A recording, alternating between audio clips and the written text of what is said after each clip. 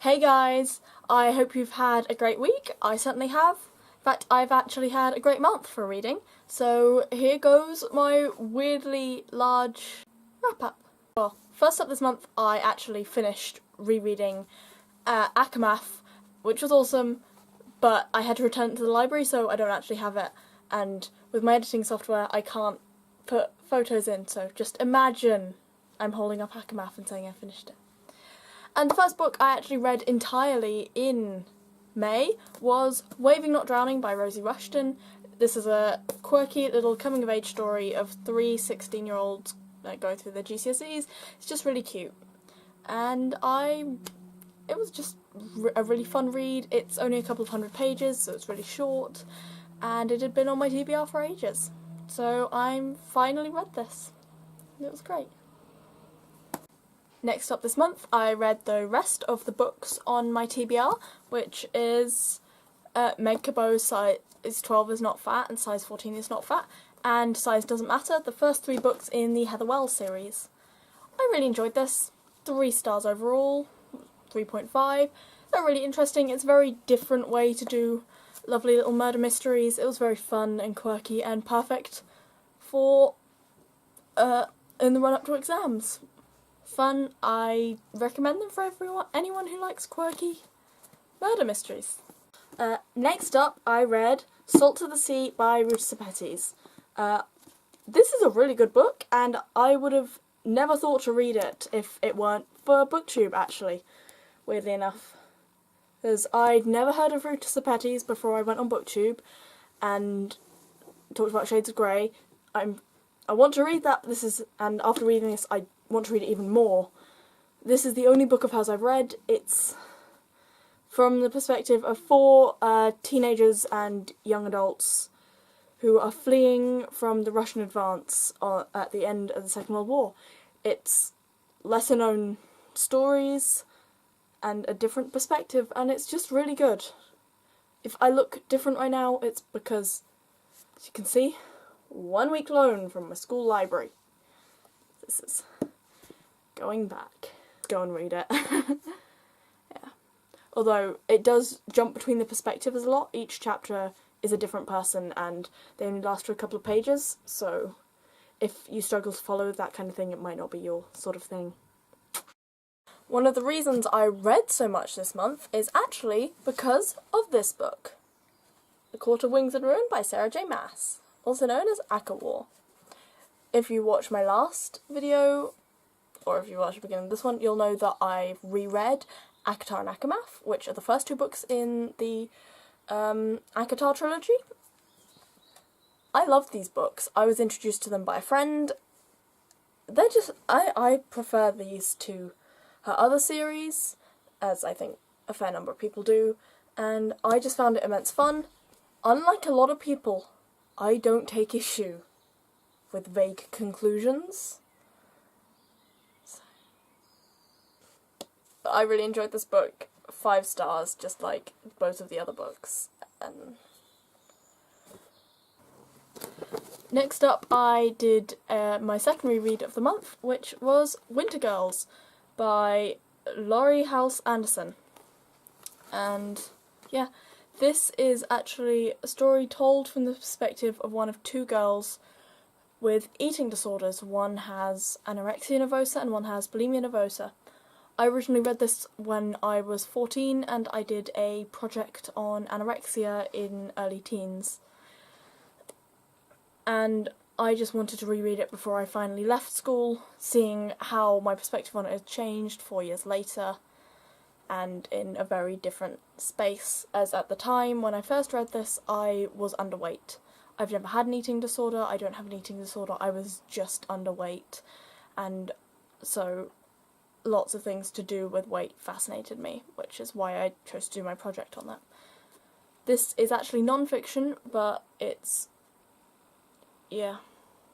The message on the front kind of sums it up, and on page... This is not the version I read initially, this is my current school's copy, I read it at my old school, and there's a quote that was on the copy I originally read that wasn't on this one. Dead Dead girl walking, the boys say in the halls. Tell us your secret, the girls whisper, one toilet to another. I am that girl. I am the space between my thighs, daylight shining through. It continues, but that's the bit that was on the book, and it's just a very hard-hitting book that I think more teens should read. I actually recommended that my school get this book because they didn't have a copy, and it impacted me greatly. And it is definitely not pro-eating disorders. It's actually slightly terrifying. Yeah. Highly recommend this book. And after that, I decided I needed some fluff. So I read By Your Side by Casey West. This is a lovely, very floppy paperback. It's about a girl who gets shut in a library with a cute boy. And yeah, Casey West, contemporary romance, very fluffy, kind of cute. Not decently written, not the best written thing I've ever read, not the worst. It's just a fairly average book, 3 stars. Enjoyed it, but yeah. Continuing along the theme of fluff, I read Geek Girl Head Over Heels by Hollis. This is a series I've loved since it first came out.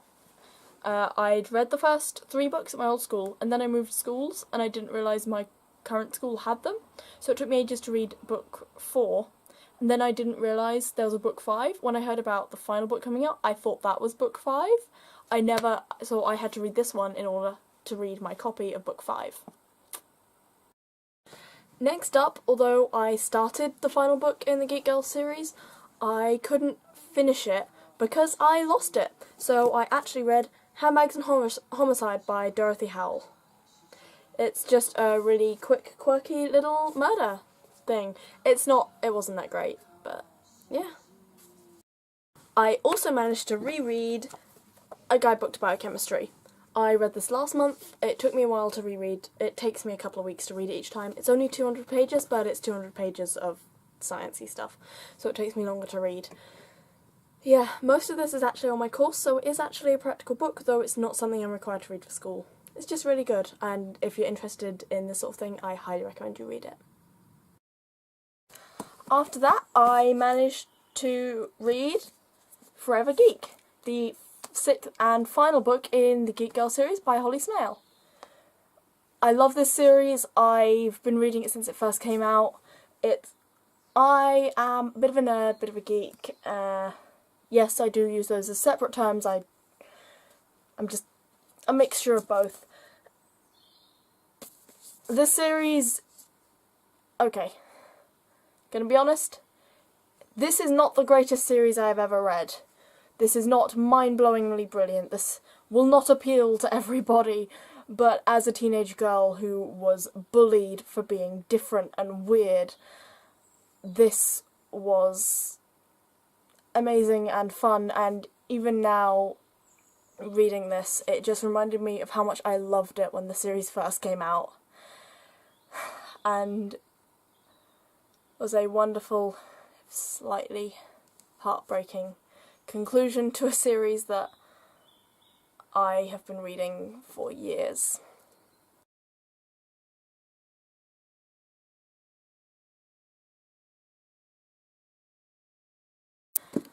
And lastly, the last full book I read in this month is Mind Games by Terry Terry.